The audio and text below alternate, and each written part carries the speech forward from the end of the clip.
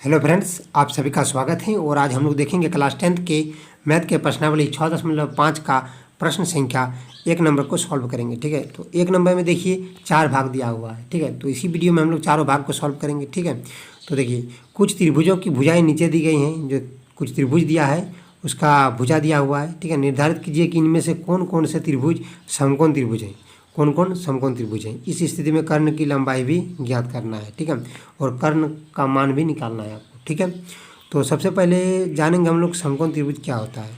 ठीक है, तो चलिए देखते हैं। तो जैसा कि आप लोग देख रहे हैं कि ये आपका ABC त्रिभुज जो है ये क्या है, समकोण त्रिभुज है एक। ठीक, ये समकोण त्रिभुज हो गया। तो आपको क्या करना है, समकोण त्रिभुज के बारे में बारीकी से समझना है। ठीक है, तो समकोण त्रिभुज हम लोग फर्स्ट नंबर क्या किसको कहेंगे वो हमको जानना पड़ेगा सबसे पहले। तो समकोण त्रिभुज उसी को कहेंगे हम लोग जिसका एक कोण 90 डिग्री का हो। वैसा त्रिभुज जिसका एक कोण 90 डिग्री हो। जैसा कि यहाँ पर कोण बी जो है, कोण बी बराबर कितना है, 90 डिग्री है। तो ये मतलब समकोण त्रिभुज हो गया। और एक बात देखिए, यहाँ पर AC जो भुजा है ये इसको क्या कहते हैं, कर्ण। मतलब सबसे लंबा वाला भुजा को कर्ण कहते हैं। और बाकी सब दोनों में से किसी को कहते हैं आधार या तो लंब कहेंगे। ठीक है, इसको आधार कहेंगे। यहाँ पर देखिए BC जो है ये इसको आधार, और AB जो है इसको लंब कहेंगे। ठीक है, तो समकोण त्रिभुज के बारे में हम लोग जान लिए कि सबसे बड़ा भुजा क्या होता है, विकर्ण नहीं, कर्ण। ठीक है, और आप लोग पढ़े होंगे, अगर नहीं पढ़े होंगे तो कुछ बात नहीं, अब देख लेते हैं। देखिए यहाँ पर एक प्रमेय है, पाइथागोरस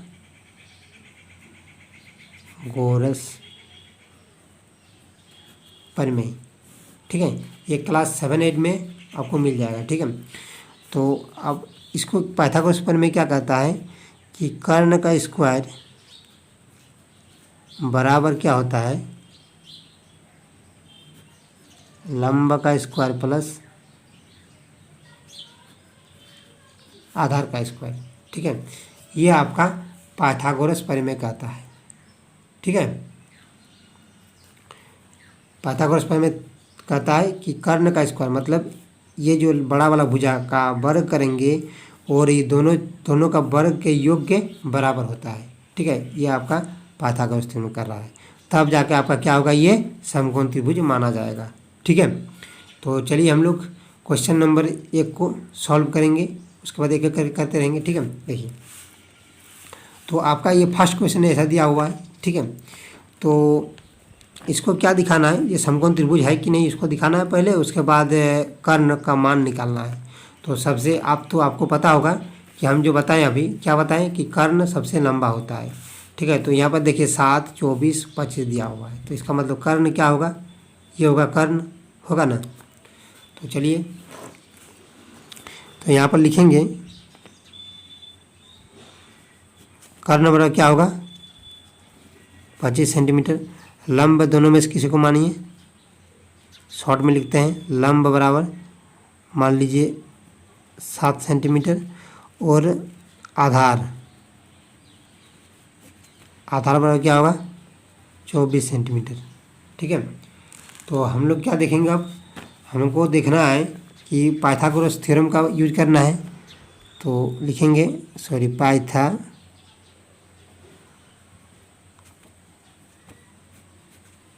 पाइथागोरस प्रमेय से।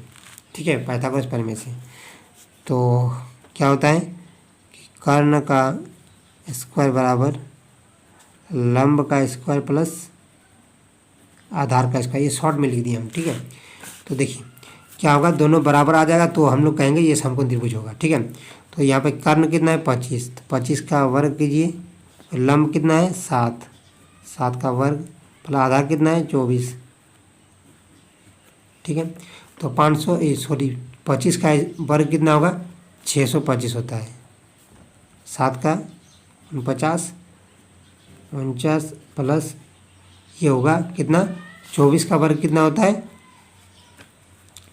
576। ठीक है, ये दोनों को जोड़िए कितना हो रहा है, 576 76 और 49, ठीक है। 9 6 15 हाथ में रहा 1, 8 अच्छा 12 2 हाथ में रहा 1, 625। तो हम लोग क्या देखें यहाँ पर 625 बराबर 625 आ रहा है। दोनों तरफ क्या आ रहा है? बराबर, मतलब कर्ण के इस वर्ग बराबर लंब का वर्ग प्लस आधार का वर्ग के बराबर आ रहा है। तो ये दोनों बराबर हो गया। इसलिए यहाँ पर क्या करेंगे,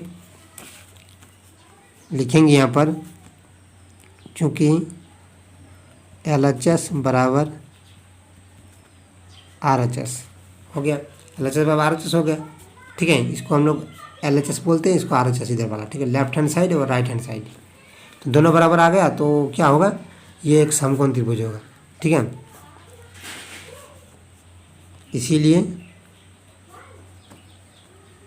इसीलिए क्या लिखेंगे कि दिया गया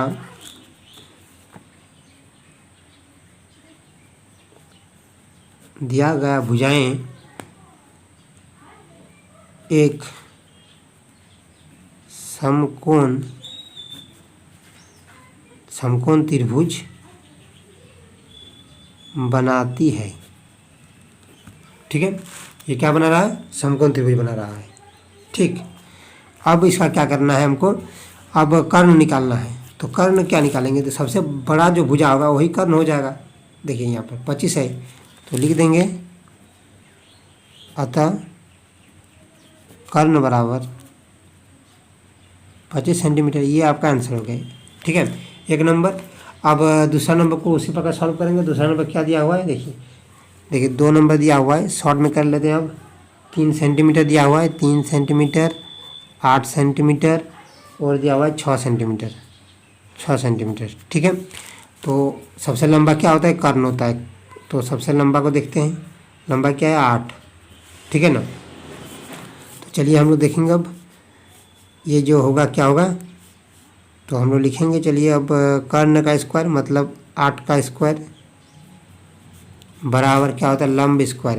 तो 3 का स्क्वायर कर दीजिए, 3 का वर्ग प्लस 6 का वर्ग, ठीक है। तो 8 का कितना होगा 64 बराबर 3 दिया 9, 9 हो जाएगा, 6 चौक 36 हो जाएगा, ठीक। तो 36 और 9 कितना हो जाएगा, 36 और 9 हो जाएगा आपका 36 9 हो जाएगा 40 और 5 45, ये आ गया 45। ये दोनों बराबर आया, नहीं बराबर आया, ठीक है। यहाँ पर लिख देंगे LHS not equal to RHS। इसलिए क्या ये होगा, समकोण त्रिभुज नहीं होगा। अतः यह समकोण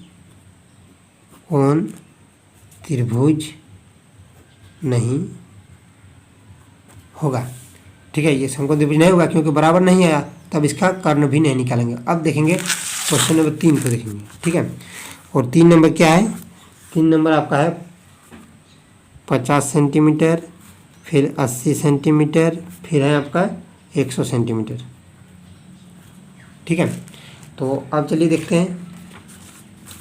तो यहाँ पर क्या करेंगे, सबसे बड़ा क्या है देखिए 100, तो 100 का स्क्वायर कर दीजिए, कर्ण का स्क्वायर, लंब का स्क्वायर, 50 का स्क्वायर प्लस 80 का स्क्वायर, ठीक है।